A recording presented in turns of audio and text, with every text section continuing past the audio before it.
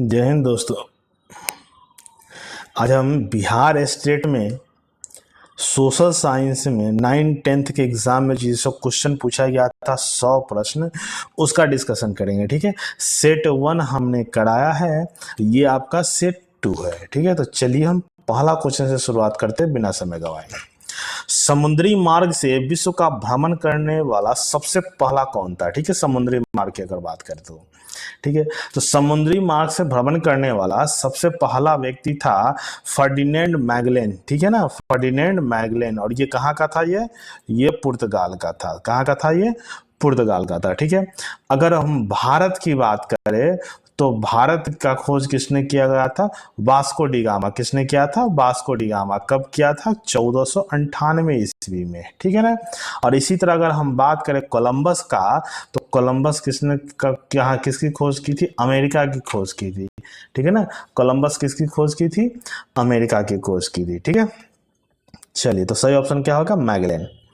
दूसरा, जमोरिन कहाँ का राजा था? ठीक है, देखिए जमोरिन राजा का नाम नहीं, ये उसकी उपाधि है। ठीक है ना, भारत में वास्को डी गामा जब पहली बार आया था, कब आया था? 17 मई 1498 ईस्वी को आया था। ठीक है, तो केरल के काली तट पर वहां के राजा जमोरिन थे। ठीक है ना, काली तट पर इसका इन्होंने स्वागत किया था। ठीक है ना, अगर वास्को डी गामा की बात करें तो वास्को डी गामा भारत में 3 बार आया था। अंतिम बार कब आया था? अंतिम बार वो 1524 ईस्वी में आया था। ठीक है ना, और जहां इसकी मृत्यु हो गई थी। ठीक है ना, जिसका स्मारक आपको कोचीन में मिलेगा। ठीक है, क्वेश्चन है, वास्को डी गामा को भारत पहुंचने का मार्ग किसने बताया था? ठीक है, अभी हम लोगों ने पढ़े हैं कि भारत में वास्को डी गामा 17 मई 1498 ईस्वी को आया था। ठीक है, ये कब आया? ये किस होकर आया था? ये केप ऑफ गुड होप होकर समुद्री मार्ग है, अफ्रीका महादेश के नीचे से होते हुए आया था। और इसको मार्ग बताने वाले नाविक का नाम क्या था? अब्दुल मजीद। क्या नाम था? अब्दुल मजीद ने इसको ये रास्ता बताया था। ठीक है, और भारत में 3 बार वास्को डी गामा आया है। अंतिम बार कब आया था? 1524 ईस्वी में। ठीक है ना, 1524 में अंतिम बार आया था, जिसमें इसकी मृत्यु हो गई थी। ठीक है ना, जिसका स्मारक कोचीन में आपको मिलेगा। धर्मनिरपेक्ष राज्य की स्थापना सर्वप्रथम कहाँ हुई थी? ठीक है, धर्मनिरपेक्ष का मतलब होता है किसी भी धर्म की प्रधानता मुख्य रूप से ना हो। ठीक है ना, तो सर्वप्रथम धर्मनिरपेक्ष की स्थापना कब हुई थी? राज्य की स्थापना अमेरिका में हुई थी। ठीक है, कब हुई थी? ये हुई थी मार्च 1789 ईस्वी को हुआ था। ठीक है, मार्च 1789 ईस्वी को हुआ था। अगर सबसे बड़ा सब प्रथम लिखित संविधान भी होगा तो किसका होगा? आपका अमेरिका की का होगा। ठीक है, अगर हम भारत की बात करें तो भारत भी एक धर्मनिरपेक्ष है। ठीक है ना, धर्मनिरपेक्ष शब्द 42वां संविधान संशोधन 1976 में इसको जोड़ा गया था। ठीक है, किस संधि के द्वारा अमेरिकी स्वतंत्रता संग्राम को मान्यता मिली थी? ठीक है ना, क्वेश्चन है, क्वेश्चन नंबर 5। तो देखिए अमेरिका पर ब्रिटिश का शासन था। ठीक है ना, तो 1783 ईस्वी में एक संधि हुई थी जिसका नाम था पेरिस की संधि। ठीक है ना, और अमेरिका का नेतृत्व कर रहा था जॉर्ज वाशिंगटन। ठीक है, क्या नाम था उनका? जॉर्ज वाशिंगटन, जिसके तहत 4 जुलाई 1776 को इसको आज़ादी मिली थी। और वह अमेरिका का प्रथम राष्ट्रपति कौन बना था? जॉर्ज वाशिंगटन बना था। ठीक है, क्या नाम था? जॉर्ज वाशिंगटन, पेरिस की संधि में। ठीक है, टीथे कर क्या है? यह एक प्रकार का टैक्स है। ठीक है ना, और ये कहाँ लगाया गया था? ये फ्रांस में लगाया गया था। ठीक है ना, और ये किस प्रकार का कर है? ये एक धार्मिक कर है। ठीक है ना, क्या कर है? धार्मिक कर है। इसके अंतर्गत चर्चों ने कुल उपज का 10वां हिस्सा टैक्स के रूप में लगाया था। ठीक है ना, जिसको हम दशमांश भी कहते हैं। ठीक है, तो ये कहाँ लगाया था? फ्रांस में लगाया गया था, एक धार्मिक टैक्स है। अगला क्वेश्चन में हम लोग चलते हैं, संयुक्त राष्ट्र की स्थापना कब हुई थी? बहुत महत्वपूर्ण क्वेश्चन है, बहुत बार क्वेश्चन पूछा हुआ है। तो संयुक्त राष्ट्र की स्थापना कब हुई थी? 24 अक्टूबर 1945 ईस्वी को हुई थी। ठीक है, इसीलिए 24 अक्टूबर को संयुक्त राष्ट्र दिवस भी मनाया जाता है। संयुक्त राष्ट्र का हेडक्वार्टर कहाँ है आपका? न्यूयॉर्क में है, यूएसए न्यूयॉर्क में है। इसमें सदस्यों की संख्या कितनी है? 193 है, ठीक है ना। अंतिम सदस्य का नाम क्या है देश का? दक्षिणी सूडान। और इसमें आपसे पूछता है भारत कब इसका सदस्य बना, तो भारत 30 अक्टूबर 1945 को इसका सदस्य बना, ठीक है। कब बना? 1945 को इसका सदस्य बना, ठीक है ना, यूनाइटेड स्टेट का। चलिए अगर हम बात करें अगला, जर्मनी की मुद्रा का नाम क्या है? ठीक है ना, जर्मनी की मुद्रा का नाम क्या है? देखिए तो जर्मनी के मुद्रा का नाम आपका अभी प्रेजेंट की बात करें तो उसका नाम क्या है? यूरो है, लेकिन पहले इसका नाम क्या था? मार्क है। जर्मनी की मुद्रा का नाम क्या था? मार्क। यूरो संघ में शामिल होने के बाद, यूरो अगर आपसे पूछे यूरो संघ में कितने सदस्य देश हैं, तो 20 है, और सभी के मुद्रा का नाम क्या है? यूरो है, ठीक है। अब यूरो संघ से अलग होने वाले देश का नाम क्या है? बहुत महत्वपूर्ण है, उसका नाम क्या है आपका? ब्रिटेन है। ये कब अलग हुआ था? 31 जनवरी 2020 को यह अलग हुआ था, ठीक है ना। कब अलग हुआ था? 31 जनवरी 2020 को। बहुत महत्वपूर्ण है, क्वेश्चन भी पूछा गया है। यूरो संघ से अलग होने वाले देश का नाम क्या है? ब्रिटेन है, ठीक है। अगर बात करें पाउंड का, तो पाउंड किसका है आपका? यूके का है पाउंड। रूबल किसका है? रशिया का है। और डॉलर किसका है? यूएसए का है। तो जर्मनी का मुद्रा का नाम था मार्क, प्रेजेंट में क्या है? यूरो है। अगला क्वेश्चन, 1917 में कौन सा देश प्रथम विश्व युद्ध से अलग हो गया था? ठीक है, देखिए प्रथम युद्ध शुरू कब हुआ था? 1914 ईस्वी में, ठीक है ना, 1914 ईस्वी में था। लेकिन 1917 ईस्वी में एक देश इस युद्ध से अलग हो गया था, उसका नाम क्या था? रूस, ठीक है ना। क्या था? रूस। क्योंकि उस समय रूस की क्रांति चल रही थी 1917 में। वहाँ के राजा थे जार निकोलस द्वितीय, और जो अपोजिशन में उसका नेतृत्व कर रहा था उनका नाम था क्या? लेनिन। इसी रूसी क्रांति के बाद राज संघ का मतलब राजा का अधिकार खत्म हो गया और लोकतंत्र की स्थापना हुई, मार्क्सवादी की स्थापना हुई, ठीक है। उस समय अगर अमेरिका की बात करें तो अमेरिका के जो प्रेसिडेंट थे उसका नाम था वुडरो विल्सन, ठीक है। प्रथम विश्व युद्ध का तात्कालिक कारण क्या था? कि बहुत महत्वपूर्ण क्वेश्चन है, क्वेश्चन आपसे पूछा जाता है।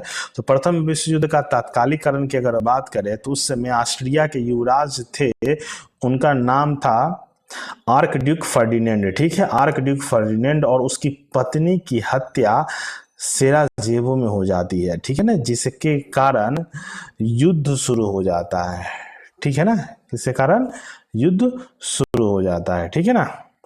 चलिए अगला क्वेश्चन हम चलते हैं। अब ये भी पूछिएगा प्रथम विश्व युद्ध अंत कैसे हुआ था? तो प्रथम विश्व युद्ध का अंत वर्साय की संधि से हुआ था, वर्साय की संधि के साथ हुआ था। सर्व स्लाव आंदोलन को किस राष्ट्र ने बढ़ावा दिया? ठीक है, देखिए सर्व स्लाव आंदोलन पूरे यूरोप में फैला हुआ था, ठीक है ना। सर्व स्लाव एक जाति थी, ठीक है ना, जिसने इस आंदोलन को बढ़ाया था, ठीक है ना। लेकिन अगर देश की बात करें तो कौन सा देश था? जर्मनी, जर्मनी ने इसको बढ़ाया था, ठीक है। झारखंड को राज्य का दर्जा कब मिला? झारखंड, देखिए 2000 ईस्वी में 3 राज्य बने थे, उत्तराखंड, झारखंड और छत्तीसगढ़, ठीक है ना। और झारखंड को राज्य का दर्जा कब मिला था? 15 नवंबर 2000 ईस्वी को बिहार से अलग हुआ था, ठीक है। एक क्वेश्चन आपसे पूछता है कि झारखंड राज्य का मांग सर्वप्रथम किसने किया था? तो 1938 ईस्वी में एक आदिवासी नेता हुआ करते थे, उनका नाम था जयपाल मुंडा। तो जयपाल मुंडा ने पहली बार इसकी मांग की थी, ठीक है ना। इसी के साथ पूछा जाता है कि बिहार ने कब झारखंड स्वायत्त क्षेत्र की गठन किया था? तो याद रखिएगा 30 जुलाई 1995 ईस्वी को बिहार ने झारखंड क्षेत्र स्वायत्त परिषद का गठन किया था, ठीक है। और उसके बाद बिहार राज्य पुनर्गठन 2000 के अंतर्गत झारखंड राज्य का निर्माण हुआ था, ठीक है। निम्नलिखित में से कौन सी प्राथमिक गतिविधि है? प्राथमिक गतिविधि के बारे में पूछा जाता है, ठीक है। ये क्वेश्चन महत्वपूर्ण भी है कि गतिविधि 3 तरीके का होता है, एक प्राथमिक होता है, एक द्वितीयक होता है, एक तृतीयक होता है, ठीक है। तो प्राथमिक वो होता है जो प्रकृति से डायरेक्ट जुड़ा होता है, जैसे कि कृषि, खनन, मत्स्य, मतलब ये सभी प्राथमिक हो गए। अगर द्वितीयक की बात करते तो विनिर्माण क्षेत्र, ठीक है, जो चीज का निर्माण होता है, जैसे कि आपका कार, गाड़ी, खिलौना आदि विनिर्माण क्षेत्र द्वितीयक क्षेत्र में आते हैं। अगर तृतीयक क्षेत्र की बात करते हैं तो वो होता है व्यापार, यातायात, संचार, ऊर्जा आदि आपका तृतीयक क्षेत्र में आता है, ठीक है। तो चलिए अगला क्वेश्चन था, वाणिज्यिक अनाज की खेती में निम्नलिखित में से कौन सी फसल उगाई जाती है। ठीक है, वाणिज्यिक में, ठीक है, तो वाणिज्यिक खेत में अनाज में आपको उगाई जाती है कौन, गेहूं भी उगाई जाती है, मक्का भी उगाई जाती है। ऑप्शन क्या हो जाएगा, ए और बी दोनों। ठीक है ना। चलिए, खरबूज किस मौसम में होता है, खरबूजा के बारे में आपसे पूछा है। ठीक है, देखिए एक होता है रबी फसल और एक होता है खरीफ फसल। तो रबी फसल गेहूं हो जाता है, खरीफ फसल आपका चावल के अंतर्गत आता है, और इस दोनों के बीच में होता है जिसको बोलते हैं जायद फसल। ठीक है ना, क्या होते हैं, जायद फसल होता है। ठीक है, तो खरबूजा किस मौसम में होता है, जायद मौसम।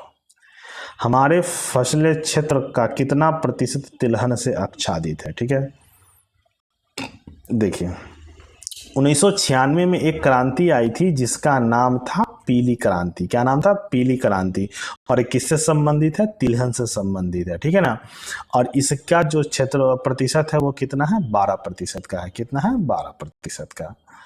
निम्नलिखित में से अगला क्वेश्चन, निम्नलिखित तो कौन सा फसल पेय फसल है। ठीक है ना, पेय, जैसे कि आप कपास, बाजरा, गेहूं, ये आपका रबी और खरीफ फसल है। पेय फसल में कौन सा आता है, चाय। अगर हम चाय की बात करें मुख्य रूप से, तो चाय सबसे पहले कहाँ शुरुआत हुई थी, आपको चीन में हुई थी। ठीक है ना, चाय कहाँ शुरुआत हुई थी, चीन में। ठीक है, और भारत में सबसे पहले चाय की खेती कब शुरू हुई थी, 1835 ईस्वी में। कहाँ, असम राज्य में प्रारंभ हुआ था। ठीक है, अगर कॉफी की बात करें, इसको कहवा कहते हैं। विश्व में सबसे ज्यादा उत्पादन कौन सा देश है, ब्राजील है। ठीक है ना,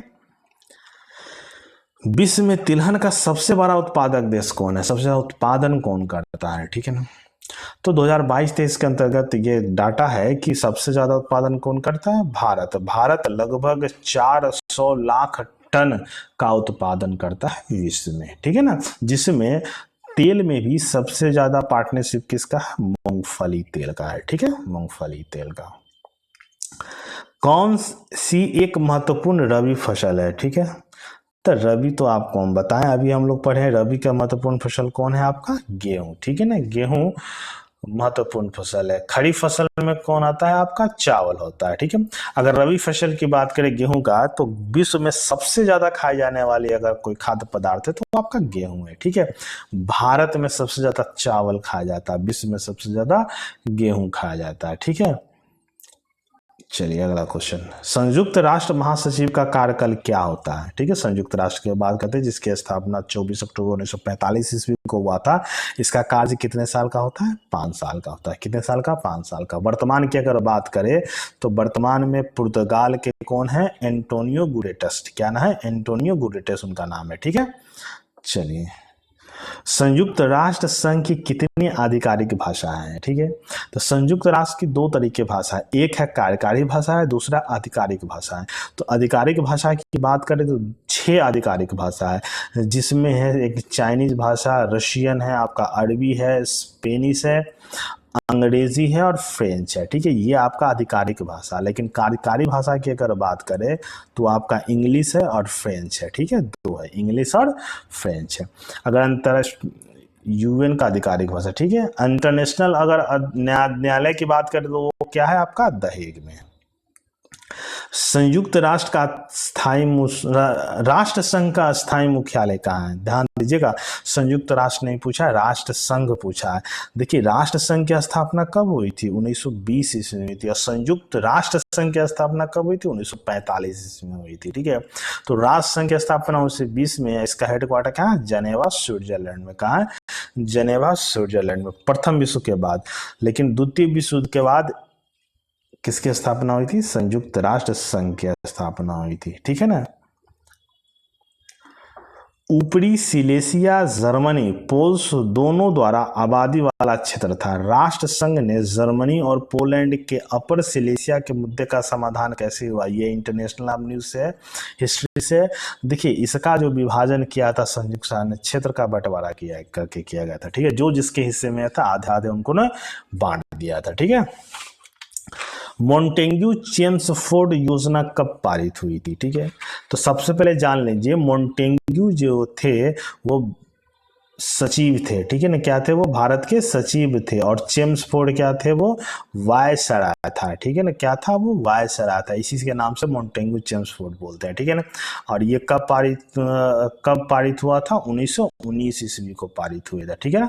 कब पारित हुई थी, 1919 ईस्वी को। इसी में यह दिया गया था कि भारत के मतदाताओं को, महिलाओं को भारत में मतदान देने का अधिकार दिया गया था, ठीक है ना। इसके अंतर्गत गांधी जी ने दांडी यात्रा किस तिथि को प्रारंभ किया था, ठीक है ना।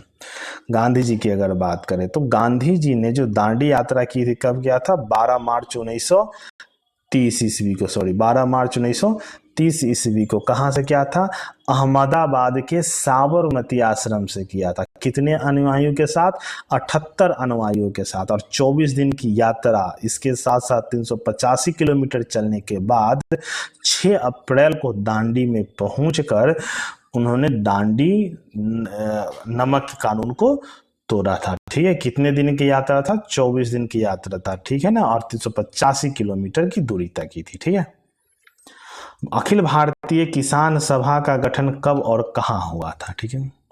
देखिए, अखिल भारतीय किसान सभा का जो गठन किया गया था वो था स्वामी सहजानंद जी के द्वारा किया गया था, ठीक है। और कब किया गया था, 1936 में किया गया था। 1936 कहाँ, लखनऊ में किया गया था, ठीक है ना। इन्होंने ही नवंबर 1929 ईस्वी को बिहार प्रांतीय किसान सभा की भी स्थापना सोनपुर में की थी, याद रखिएगा, बिहार प्रांतीय किसान सभा की स्थापना, ठीक है। चलिए अगला क्वेश्चन, 1917 में भारत में पहली जूट मिल किस शहर में खुली, 1917 की बात बोल रहे हैं। देखिए, अगर पहली जूट मिल की बात करें तो सबसे पहले जूट मिल खुला था 1855 ईस्वी में। कहाँ खुला था, बंगाल के रिसरा में खुला था। कहाँ खुला था, बंगाल के रिसरा में। लेकिन जो 1917 आपको बताया जा रहा है, ये पहले भारतीय के द्वारा, जिनका नाम क्या था, हुकुम चंद, एक व्यापारी थे, हुकुम चंद्र के द्वारा कलकत्ता में स्थापित किया गया था 1917 ईस्वी में, ठीक है। 1917 में हुकुम चंद्र व्यापारी के द्वारा। अगला क्वेश्चन, तारीख ए दाऊदी नामक पुस्तक के लेखक कौन है, ठीक है। तारीख ए दाऊदी, पहले तो इसके बारे में जान लीजिए कि ये 16वीं शताब्दी में लिखी गई थी। किस भाषा में लिखी गई थी, फारसी भाषा में लिखी गई थी। और किसके द्वारा लिखा गया था, ये अब्दुल्ला जी के द्वारा लिखा गया था। किसके द्वारा, अब्दुल्ला के द्वारा। इसमें क्या चीज का वर्णन है, इसमें बहलोल लोदी और बंगाल बिहार के कर्रानी राजवंश के बारे में ये लिखा गया है, ठीक है, कर्रानी राजवंश के बारे में। अगला क्वेश्चन 29 नंबर देखिए, city of Bombay improvement trust की स्थापना कब की गई थी, ठीक है ना। सिटी ऑफ बॉम्बे इंप्रूवमेंट की स्थापना, देखिए बॉम्बे में 1896-97 में एक प्लेग बीमारी आई थी, ठीक है ना। उसी के बाद 1898 ईस्वी में city of Bombay improvement trust की स्थापना की गई थी। इसके अंतर्गत क्या किए थे अंग्रेजों ने, खाली जो जमीन थी वो नगर निगम को सौंप कर शहर में स्वच्छता, जल निकासी प्रणाली, स्ट्रीट लाइट आदि की व्यवस्था के लिए दान में दिए थे, ठीक है ना। स्ट्रीट लाइट व्यवस्था को दिए थे 1898 ईस्वी में, ठीक है ना। विश्व व्यापार संगठन की स्थापना कब हुई थी, विश्व व्यापार संगठन, ठीक है ना। देखिए, विश्व व्यापार संगठन जो संयुक्त राष्ट्र संघ का एक भाग है, इसकी स्थापना 1995, 1 जनवरी 1995 ईस्वी को हुई थी, ठीक है ना। इसका मुख्यालय कहाँ है, स्विट्जरलैंड के जेनेवा में इसका मुख्यालय है। इसके सदस्य देशों की संख्या की बात करें तो सदस्य देशों की संख्या कितनी है, 164। अगर सबसे लास्ट देश से अगर बात करें 164वां, तो वो कौन था, अफगानिस्तान। अफगानिस्तान इसका 164वां सदस्य देश बना था, ठीक है। G77 की स्थापना कब हुई थी, देखिए सबकी स्थापना आपसे पूछा जाता है, ठीक है ना। तो इसकी स्थापना कब हुई थी, 1964 ईस्वी में हुई थी। कब हुई थी, 1964 ईस्वी में हुई थी। इसके अलावा भी अगर आप जान लीजिए, जो अन्य जो संगठन है, जैसे कि G20 की स्थापना 1999 ईस्वी में हुई थी। अगर G7 की अगर बात करें तो इसकी स्थापना कब हुई थी, 1975 ईस्वी में हुई थी। संघाई संगठन का स्थापना कब हुआ था, ये 2001 में हुआ था। अगर हम ब्रिक्स की बात करें तो इसकी स्थापना कब हुई थी, 2009 में हुआ था। अगर हम बात करें बिमस्टेक, ठीक है ना, बिमस्टेक की स्थापना कब हुई थी, 1997 में हुआ था। ये सारा चीज आपसे पूछा जाता है एग्जाम में, कोई ना कहीं, कहीं ना कहीं सेट में, ठीक है। क्वेश्चन नंबर 32, न्यू डील को किस अमेरिकी राष्ट्रपति ने लागू किया था? ठीक है, देखिए न्यू डील आया ही क्यों था? 1929 ईस्वी में अमेरिका में शेयर बाजार में मंदी आ गई थी, जिसके कारण 1933 ईस्वी में वहां के राष्ट्रपति, जिनका नाम था रूजवेल्ट, डी रूजवेल्ट, इन्होंने एक न्यू डील करके एक पारित किया था, योजना पारित किया था, विश्वव्यापी आर्थिक मंदी जिसको हम करते हैं उससे निपटने के लिए। ठीक है, चलिए, हिंदुस्तान रिव्यू को अंग्रेजी मासिक के रूप में किसने प्रकाशित किया? हिंदुस्तान रिव्यू के बारे में आपसे बोला जाता है। ठीक है, तो ये प्रकाशित करने वाला का नाम था डॉक्टर सच्चिदानंद सिन्हा। क्या नाम था? डॉक्टर सच्चिदानंद सिन्हा। इसके साथ साथ इन्होंने और पत्रिका का भी किया था प्रकाशन, जैसे इंडियन नेशन का। इसके साथ साथ इनको आधुनिक बिहार के निर्माता भी बोला जाता। और सबसे महत्वपूर्ण बात, संविधान सभा में जब पहली बार गठन हुआ था तो 9 दिसंबर 1946 को संविधान सभा के अस्थायी सदस्य के रूप में इनको नियुक्त किया गया था। ठीक है ना, अस्थायी सदस्य के रूप में, अस्थायी अध्यक्ष इनको बनाया गया था। ठीक है ना, और उसी के 2 दिन बाद 11 दिसंबर को डॉक्टर राजेंद्र प्रसाद को अस्थायी सदस्य, अस्थायी अध्यक्ष बनाया गया था। ठीक है, भारत का कुल क्षेत्रफल कितने लाख वर्ग किलोमीटर में है? ठीक है ना, भारत का तो हम जानते हैं 32,87,000 के आसपास इनका क्षेत्रफल है। ठीक है ना, क्षेत्रफल के हिसाब से ये कौन सा है? 7वां बड़ा है। आपसे पूछेगा विश्व का कितना प्रतिशत क्षेत्र ये पाते हैं, तो ये 2.42% क्षेत्रफल विश्व का है और 17.5% जनसंख्या में साझेदारी है इनका। ठीक है, रेड क्लिफ, अगला क्वेश्चन है, रेड क्लिफ रेखा भारत को किस देश से अलग करती है? रेड क्लिफ के बारे में आपसे पूछा है। ठीक है, तो रेड क्लिफ जो है भारत और पाकिस्तान से अलग करती है। इसको भारत नेपाल भी बोल सकते हैं, लेकिन 1947 में ये किया गया था भारत और पाकिस्तान के बीच। ठीक है, किसके बीच? भारत और पाकिस्तान के बीच। अगर भारत और पाकिस्तान की बात करें तो ये डुरंड रेखा होती है। कौन सा? डुरंड रेखा। और इंडिया और चाइना के बीच कौन है आपका? मैकमोहन रेखा। क्या नाम है उसका? मैकमोहन रेखा, जो 1914 ईस्वी में निर्धारित किया गया था। ठीक है, धुआंधार जलप्रपात, 36 नंबर क्वेश्चन, किस नदी पर स्थित है धुआंधार जलप्रपात? ठीक है, देखिए धुआंधार जलप्रपात अभी है कहाँ? ये आपको एमपी के जबलपुर में है। कहाँ? एमपी के जबलपुर में है। किस नदी पर बनाई गई है? किस नदी पर है आपका? ये आपका है नर्मदा नदी पर। किस नदी पर? आपका नर्मदा नदी पर।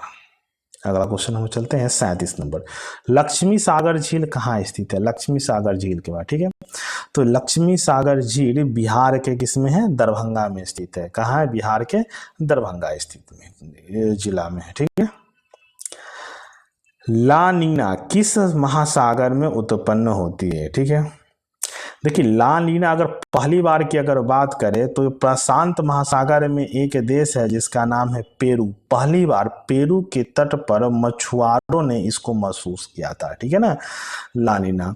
इसका रिजल्ट, परिणाम ये होता है कि उत्तरी यूरोप में कम सर्दी और दक्षिण पश्चिम यूरोप में अधिक सर्दी होती है। मतलब मौसम में विपरीत प्रभाव पड़ता है और साधारणतः यह 3 से 5 साल के अंतराल पर आता है। ठीक है, भरतपुर पक्षी अभ्यारण्य कहाँ स्थित है? ये पक्षी अभ्यारण्य के बारे में पूछता है। ठीक है, तो भरतपुर पक्षी अभ्यारण्य जो कहाँ है वो आपका राजस्थान में। कहाँ है? राजस्थान में। ठीक है, इनमें से कौन सा वृक्ष पर्वतीय वन में पाया जाता है? पर्वतीय वन। ठीक है, तो पर्वतीय वन में पाए जाने वाले का नाम क्या है? चेस्टनट। क्या नाम है? चेस्टनट। बाकी जो देख रहा है अर्जुन, शीशम, चंदन, ये सदाबहार वन में पाया जाता है। उष्णकटिबंधीय पर्णपाती जिसको बोल सकते हैं उसमें होता है। ठीक है ना, पर्वतीय वन में चेस्टनट है। ठीक है, एशियाई शेरों का निवास किस राष्ट्रीय उद्यान में है? ठीक है ना, एशियाई शेर काफी पॉपुलर है।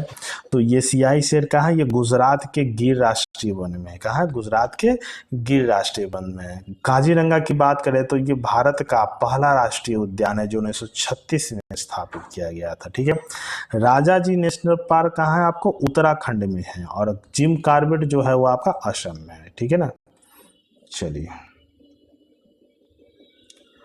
विश्व की कितनी प्रतिशत जनसंख्या भारत में रहती है? हमने पढ़ा है अभी, क्षेत्रफल में 2.42% है और जनसंख्या में 17.5% है। सबसे ज़्यादा जनसंख्या विश्व में किसका है? भारत का है। दूसरा स्थान पर आपका चीन है। किस वर्ष को जनसांख्यिकी विभाजक वर्ष के रूप में जाना जाता है? जैसे कि जनसांख्यिकी विभाजक का मतलब होता है जनसंख्या में गिरावट, ठीक है ना। तो सबसे ज़्यादा गिरावट जो महसूस की गई थी कब था? 1921 ईस्वी में।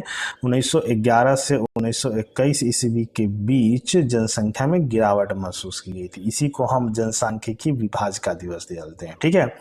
और इसी के साथ 1951 को लघु विभाजक दिवस मनाते हैं, ठीक है ना। लघु विभाजक कहा जाता है क्योंकि 1947 में भारत और पाकिस्तान का विभाजन हुआ था, ठीक है। श्रीलंका को स्वतंत्रता कब मिली थी? 44 नंबर क्वेश्चन है आपको, ठीक है। तो देखिए श्रीलंका को जो स्वतंत्रता मिली थी वो कब मिली थी? 4 फरवरी 1948 ईस्वी को मिली थी। कब मिली थी? 4 फरवरी 1948 ईस्वी को मिली थी। किससे मिली थी? वो ब्रिटिश से मिली थी। किससे मिली थी? ब्रिटिश से मिली थी, ठीक है। भूटान की राजधानी कौन है? जब भूटान एक लैंडलॉक कंट्री है और इसकी राजधानी क्या है? थिम्पू। अगर बात करें काठमांडू नेपाल का, ढाका बांग्लादेश की राजधानी, यंगून म्यांमार की राजधानी है। नेपाल की सबसे लंबी नदी कौन सी है? क्वेश्चन नंबर 46 आपसे पूछा, नेपाल की सबसे लंबी नदी। तो देखिए नेपाल की सबसे लंबी नदी की बात करें तो वो कौन है? कर्णाली नदी। कौन है? कर्णाली नदी, ठीक है। और ये आगे चलकर उत्तर प्रदेश में गंगा में मिल जाता है, ठीक है ना।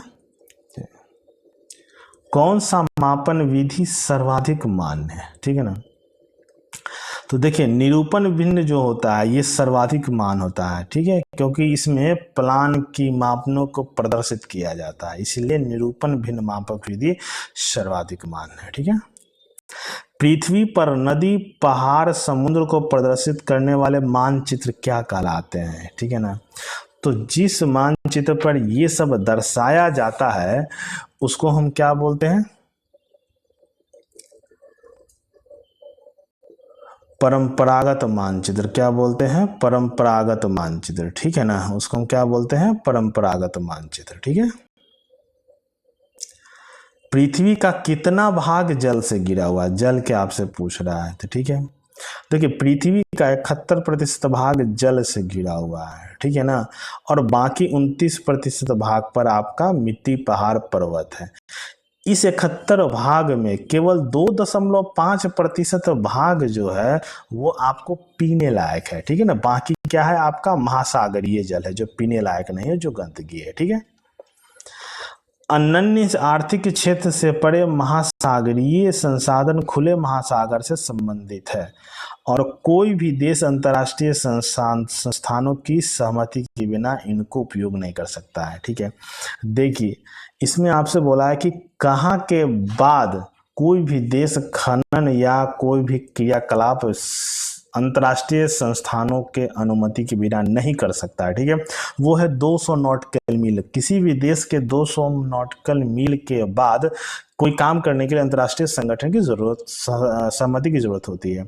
अगर बात करें कि 1 नॉटिकल मील बराबर क्या होता है? 1.852 किलोमीटर। क्या होता है? 1.852 किलोमीटर है, ठीक है।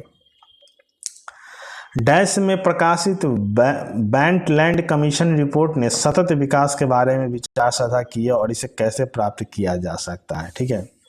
देखिए ब्रेंटलैंड कमीशन जो है ये यूएन के द्वारा नॉर्वे के पूर्व प्रधानमंत्री मैंग्रोलेव ब्रेंटलैंड के अध्यक्षता में पास की गई थी, ठीक है। और ये कब पास की गई थी? 1987 में। 1987 में। और जिसका मुख्य काम क्या है? ये सतत विकास और वैश्विक पर्यावरण के संबंध में ये था, ठीक है ना। चलिए अगला क्वेश्चन, निम्नलिखित में कौन भारत में वाणिज्यिक फसल है? वाणिज्यिक मतलब खरीद में ज्यादा यूज होता है, ठीक है ना। तो वाणिज्यिक फसल सरसों भी है, तंबाकू भी है, जूट भी है, मतलब ऑल सभी इसके वाणिज्यिक फसल है, ठीक है। निम्नलिखित में से किस एक को भारत में वैश्वीकरण के कारण सबसे कम लाभ हुआ?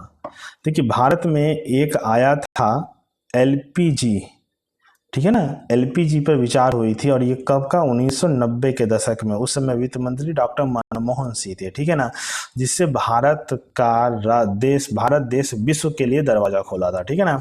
और इसमें सबसे ज्यादा विकास हुआ है सेवा क्षेत्र में, और सबसे कम विकास हुआ है कृषि क्षेत्र में। कृषि क्षेत्र में सबसे कम विकास हुआ है, ठीक है।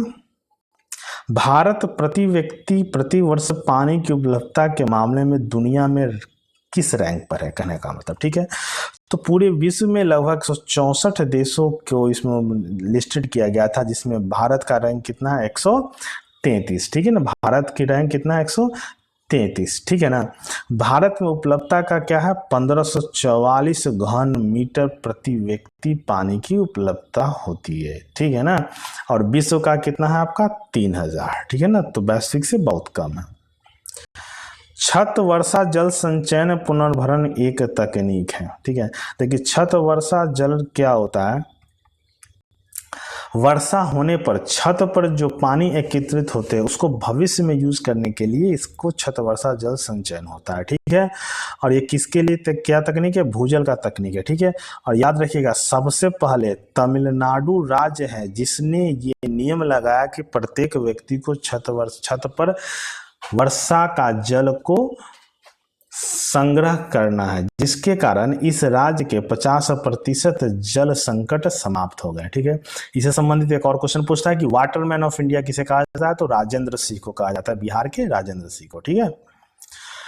निम्नलिखित में से कौन स्वच्छ जल संसाधनों का स्रोत नहीं है, जल संसाधन का स्रोत की अगर बात करें तो जल संसाधनों का स्रोत कौन नहीं है, महासागर जल संसाधन का स्रोत नहीं है, क्योंकि इसमें बहुत सारे प्रदूषक होते हैं। भूजल से होता है, नदी से होता है, बर्फ की चादर से भी होता है, महासागर से नहीं होता है, ठीक है। हजीरा विजयपुर जगदीशपुर पाइपलाइन इस राज्य से नहीं गुजरती है, तो यूपी से, गुजरात से, मध्य प्रदेश से गुजरता है, महाराष्ट्र से नहीं गुजरता है, ठीक है। आपसे पूछा ये भारत की सबसे बड़ी पाइपलाइन है, इसकी लंबाई कितनी है, 1750 किलोमीटर। क्या नाम है, 1750 किलोमीटर, ठीक है। बालाघाट खानों में निम्नलिखित में से किस खनिज का खनन किया जाता है, बालाघाट खान के बारे में आपसे पूछा है, ठीक है। तो बालाघाट खान में लगभग 80% के बारे में आपसे हम बोल रहे हैं, मैग्नीज का उत्पादन होता है। किसका उत्पादन होता है, मैग्नीज का। भारत में जितना भी मैग्नीज का उत्पादन उसका 80% कहाँ से निकलता है, बालाघाट से निकलता है, ठीक है ना। किस राज्य में वन का सबसे अधिक विस्तार है, ये दो तरीके से पूछता है। अगर क्षेत्रफल की दृष्टि से करें तो कितना है, मध्य प्रदेश, जिसका विस्तार 77,000 वर्ग किलोमीटर में है, ठीक है। लेकिन प्रतिशतता की अगर बात करें तो सबसे ज्यादा प्रतिशत किसमें है, मिजोरम में है, जहां पर 84.53% वनाच्छादित है, ठीक है ना। दूसरा स्थान अरुणाचल प्रदेश का है, ठीक है। वन विस्तार के नजरिए से भारत विश्व का कौन सा स्थान रखता है, ठीक है, सबसे ज्यादा वन। अगर सबसे ज्यादा वन की बात करें तो सबसे ज्यादा विस्तार किसमें, रूस में है, जहां 49.4% वन विस्तार है, ठीक है। भारत की बात करें तो भारत का स्थान कितना है, 10वां, जहां पर 24.62% वन विस्तार है, ठीक है। चलिए पहला और 10वां, पहला रूस का, 10वां भारत का। 61 नंबर क्वेश्चन, भारत में पहला जल विद्युत संयंत्र कहाँ लगाया गया था, जल विद्युत संयंत्र, ठीक है। अगर जल विद्युत संयंत्र की बात करें तो सबसे पहले 1897 ईस्वी में एक जगह है जिसका नाम है सिंद्रपोंग, ठीक है। क्या नाम है, सिंद्रपोंग, और ये कहाँ पड़ता है, दार्जिलिंग में। 1897 में पहली बार जल विद्युत संयंत्र लगाया गया था, और इसकी क्षमता कितनी थी, 130 मेगावाट। याद रखिएगा ये एशिया का सबसे पहला जल विद्युत संयंत्र है, ठीक है ना। और दूसरा जल विद्युत संयंत्र भारत में 1902 ईस्वी में शिव समुद्रम जल विद्युत संयंत्र लगाया गया था, ठीक है। भारत में कोयला का सर्व प्रमुख उत्पादक राज्य है, ठीक है ना। इसमें भी दो तरीके क्वेश्चन पूछता है। अगर सबसे ज्यादा उत्पादन की बात करें तो वो है छत्तीसगढ़। अगर भंडारण की अगर बात करें तो सबसे ज्यादा झारखंड है, ठीक है ना। उत्पादन में छत्तीसगढ़, भंडारण में झारखंड। देश कितने विशेष आर्थिक जोन क्षेत्र विकसित है देश में, ठीक है ना, कितने, तो पूरे देश में कितने आर्थिक जोन विकसित है? ये आपका 7 आर्थिक जोन विकसित है, ठीक है ना। कौन है? 7, ठीक है। बॉक्साइट का उपयोग किस उद्योग में होता है? बॉक्साइट का, ठीक है। तो बॉक्साइट है क्या? एल्युमिनियम का अयस्क है। बॉक्साइट क्या है? एल्युमिनियम का अयस्क है, ठीक है ना। भारत में अगर बात करें तो बॉक्साइट का सबसे ज्यादा उत्पादन कौन करता है? उड़ीसा करता है। कौन करता है? उड़ीसा करता है, ठीक है। भारत में कुल कितने डाक क्षेत्रों में बांटा गया है? ठीक है ना, डाक का क्षेत्र में बांटा गया है। तो भारत को कुल 9 डाक क्षेत्र में बांटा गया है, ठीक है ना। 9, जिसमें 8 प्रादेशिक है और 1 आपका सेना का है, ठीक है ना। टोटल कितने हैं? 9 आपको क्षेत्र में बांटा गया है। कांडला पतन किस राज्य में है? कांडला पतन के बारे में आपसे पूछा है, किस राज्य में है, ठीक है। तो देखिए कांडला पतन जो है वो गुजरात में स्थित है। किस में है? गुजरात में स्थित है, ठीक है। कांडला एक ज्वारीय बंदरगाह है और किसके अंतर्गत आता है? सेज के अंतर्गत आता है, स्पेशल इकोनॉमिक जोन के अंतर्गत आता है। पर्वतीय भाग में किस प्रकार की रेल मार्ग बनाई जाती है? बहुत महत्वपूर्ण है। देखिए रेल मार्ग 3 तरीके को होती है। बड़ी रेल मार्ग जिसकी रेल पटरियों की लंबाई गैप 1.676 मीटर होता है, दूसरा में 1 मीटर का होता है और तीसरा में 0.610 मीटर का होता है। तो पर्वतीय भाग में कौन सा होता है? 1 मीटर गेज का रेल लाइन बिछाई जाती है, ठीक है। पहला पर्वतीय रेल लाइन कब बिछाई गई थी? 1881 ईस्वी में, याद रखिएगा, बहुत महत्वपूर्ण है। उसका नाम आपका है दार्जिलिंग हिमालयन रेलवे, भारत का पहला पहाड़ी रेलवे, ठीक है, जिसको 1999 ईस्वी में विश्व धरोहर में शामिल किया गया था, ठीक है ना। इस तरह के भारत के 3 रेलवे है पहाड़ी रेलवे जिसको शामिल किया गया है। पहला है दार्जिलिंग रेलवे 1999, दूसरा है नीलगिरी माउंटेन रेलवे 2005 और तीसरा है कालका शिमला रेलवे 2008। 3 रेलवे जो है जिसको संयुक्त राष्ट्र धरोहर में शामिल किया गया था, ठीक है। चलिए अगला क्वेश्चन, विश्व में सबसे अधिक वर्षा किस स्थान पर होती है? ठीक है ना। तो देखिए विश्व में सबसे अधिक वर्षा होती है मासेनराम में, ठीक है ना। कहाँ होती है?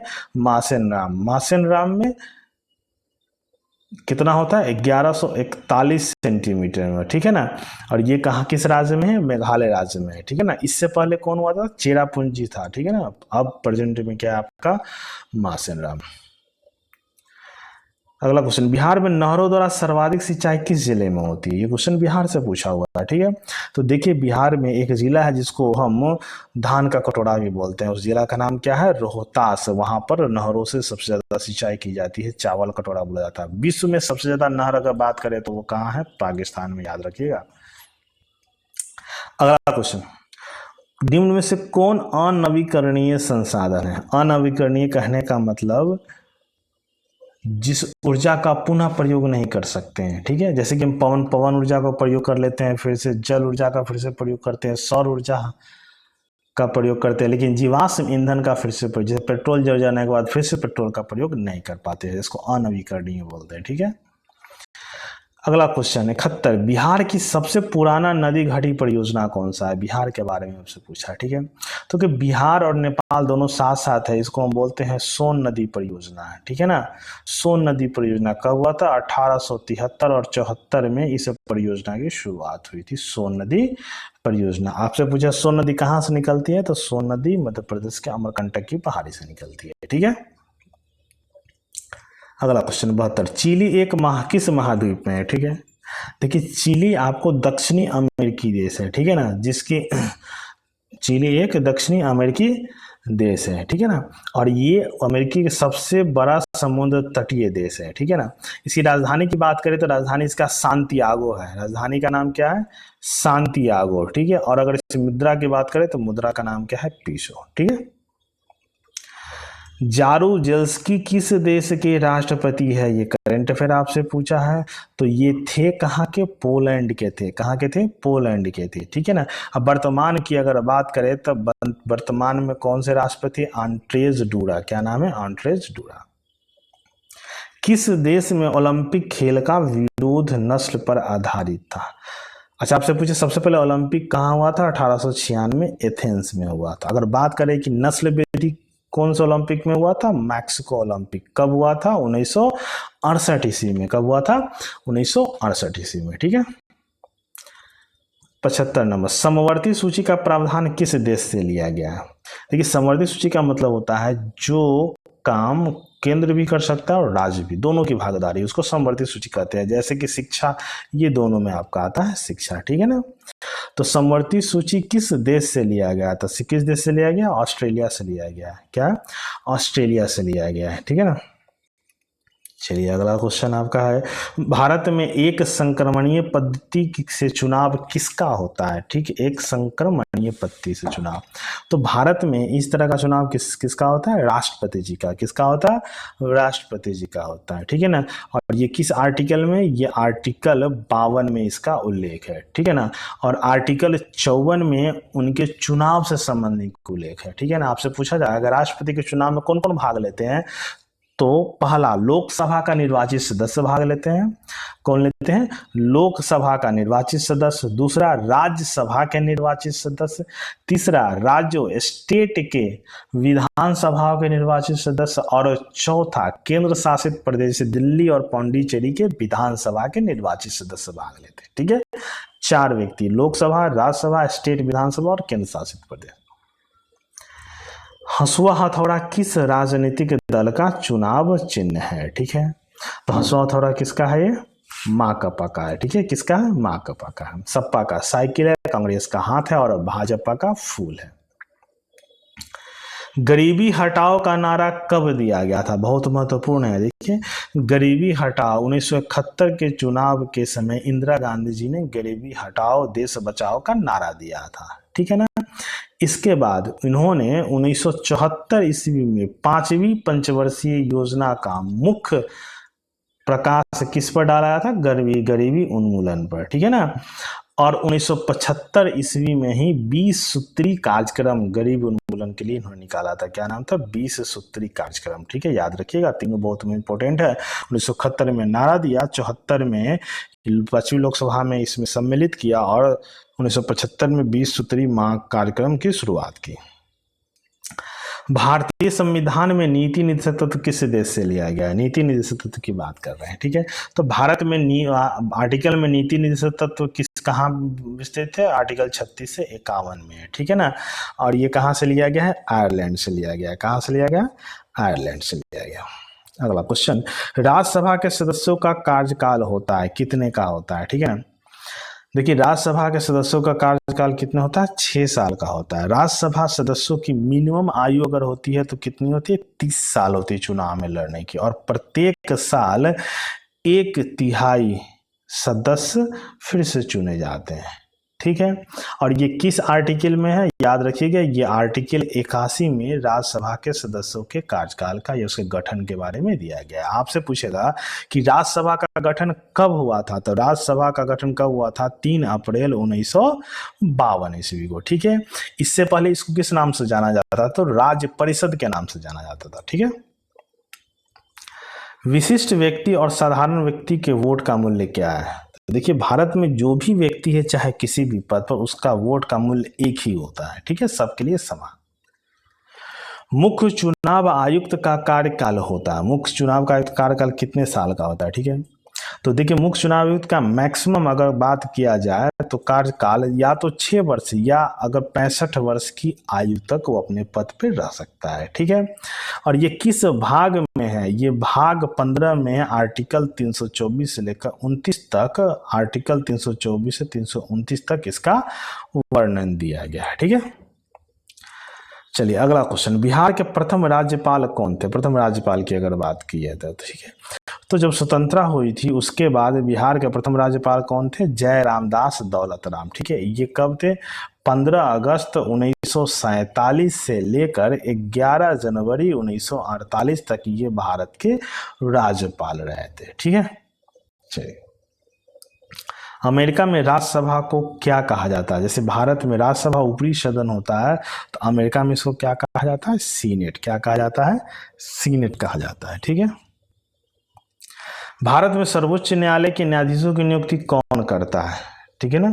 भारत में सर्वोच्च न्यायालय के न्यायाधीशों की नियुक्ति कौन करता है? ठीक है, देखो इसकी नियुक्ति करते हैं राष्ट्रपति जी। कौन करते हैं? राष्ट्रपति जी करते हैं। ठीक है, उच्चतम न्यायालय की अगर बात करें तो आर्टिकल कहाँ 124 से लेकर 147 तक उच्चतम न्यायालय के बारे में वर्णित है। ठीक है ना, और किसके तहत करते हैं? ये कॉलेजियम के सिफारिश पर करते हैं। कॉलेजियम में प्रधानमंत्री, सर्वोच्च न्यायालय के न्यायाधीश आदि लोग का एक समूह बनाया गया है। ठीक है, वो निर्धारित करते हैं और अपना सुझाव राष्ट्रपति को सौंपते हैं। ठीक है, इसमें कौन सा मौलिक अधिकारों के रूप का उदाहरण नहीं है? मौलिक अधिकार, ठीक है ना। तो देखिए जैसे पंजाब में खेती करना, ईसाई मिशनरी, सरकारी नौकरी, ये सब मौलिक अधिकार है। बच्चों द्वारा माँ बाप की संपत्ति पाना, ये मौलिक अधिकार में नहीं आता है। ठीक है ना, मौलिक अधिकार में नहीं, संपत्ति मौलिक अधिकार में नहीं होता है। ठीक है, इसको 44वां संविधान संशोधन में इसको क्या लिया गया? अनुच्छेद 31 से हटाकर अनुच्छेद 300 के क में ले गया गया है। ठीक है ना, इसको मौलिक अधिकार से हटा दिया। इसीलिए मूल संविधान में 7 मौलिक अधिकार थे, जो घटकर कितना हो गया? 6 मौलिक अधिकार।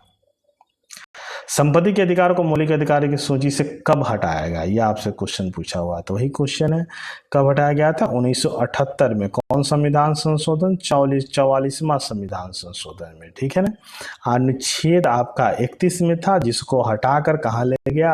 आर्टिकल 300 के क में। ठीक है, मानव अधिकार को संयुक्त राष्ट्र के द्वारा मान्यता कब प्रदान की गई? मानवाधिकार के बारे में से पूछा है। ठीक है, तो मानवाधिकार को संयुक्त राष्ट्र की मान्यता 10 दिसंबर 1948 को। ठीक है, 10 दिसंबर 1948 को। अगर भारत की बात करें तो मानवाधिकार का गठन कब किया था?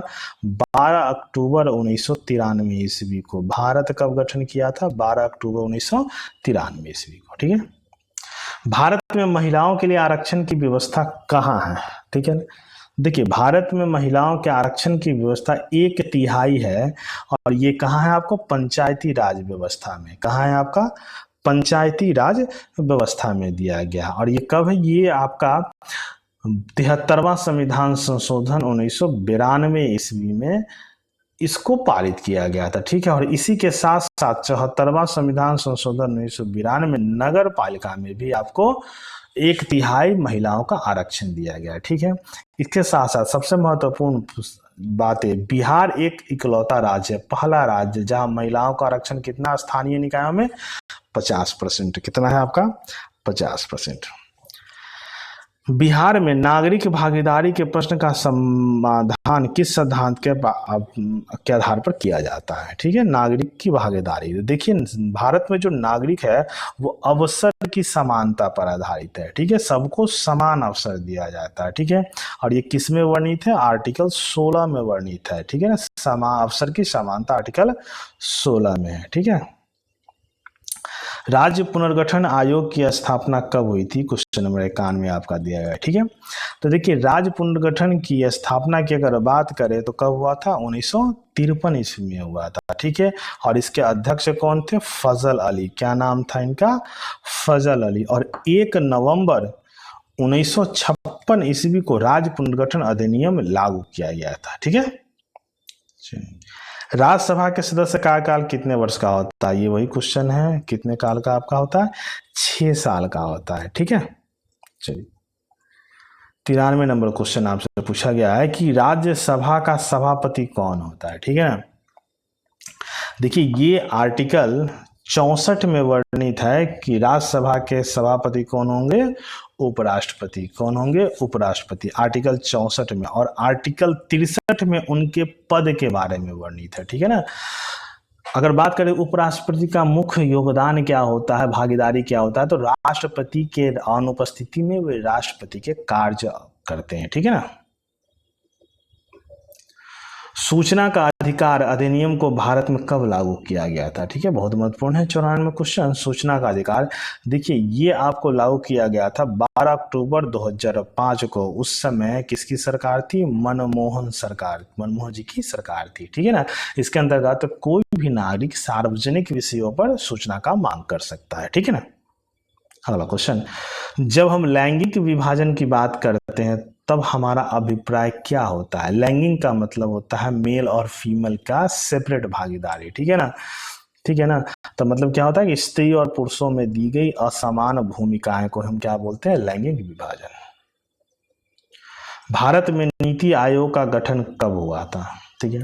देखिए सबसे पहले अगर बात करें तो 15 मार्च 1950 ईस्वी को योजना आयोग का गठन हुआ था, ठीक है। लेकिन 2015 में इसका नाम बदल के क्या कर दिया, नीति आयोग, ठीक है ना। और इसका गठन कब हुआ था,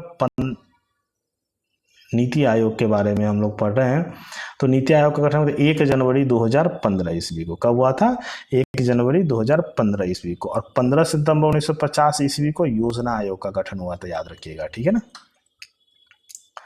लोकतंत्र की उपलब्धियों में सबसे अधिक सहायक क्या है, लोकतंत्र की उपलब्धियों में, देखिए लोकतंत्र की उपलब्धि में सबसे बेसिक सहायक क्या होता है, आपका विकास, ठीक है ना। विकास अच्छी तरह से होता है। भारतीय लोकतंत्र को किसकी प्रयोगशाला कहा गया है, ठीक है ना, भारतीय लोकतंत्र को। तो देखिए भारतीय लोकतंत्र को विकास की प्रयोगशाला किया, जो सरकार विकास करेगी सरकार लगभग उसी की बनती है, ठीक है ना, जनता उसी को चुनते हैं। ब्रिटेन में किस वर्ष सार्वजनिक वयस्क मताधिकार को मान्यता दी थी, ठीक है ना। ब्रिटेन की अगर बात करें तो देखिए ब्रिटेन ने 1928 ईस्वी में सार्वजनिक वयस्क मताधिकार को मान्यता दी थी, ठीक है। अगर हम भारत की बात करें तो भारत के संविधान में आर्टिकल 326 में सार्वभौमिक वयस्क मताधिकार का उल्लेख है, मतलब सभी को समान अधिकार दिया है वो वोट देने के लिए। कौन सा कदम लोकतंत्र का सुधार का सूचक है, अंतिम क्वेश्चन है, ठीक है। देखिए तो लोकतंत्र के सुधार का सूचक जो है गांधी जी का राम राज जिसको बोलते हैं वो क्या है, पंचायती राज, ठीक है ना। इसका वर्णन गांधी जी किस में किया गया है, आर्टिकल 40 में किया गया है, ठीक है ना। और संविधान संशोधन 73वां 1992 ईस्वी में पंचायती राज को संवैधानिक दर्जा मिला था, ठीक है ना। चलिए तो ये आपका था सेट दूसरा। अच्छा लगे तो इसको शेयर कीजिएगा, लाइक कीजिएगा, कमेंट्स कीजिएगा। धन्यवाद।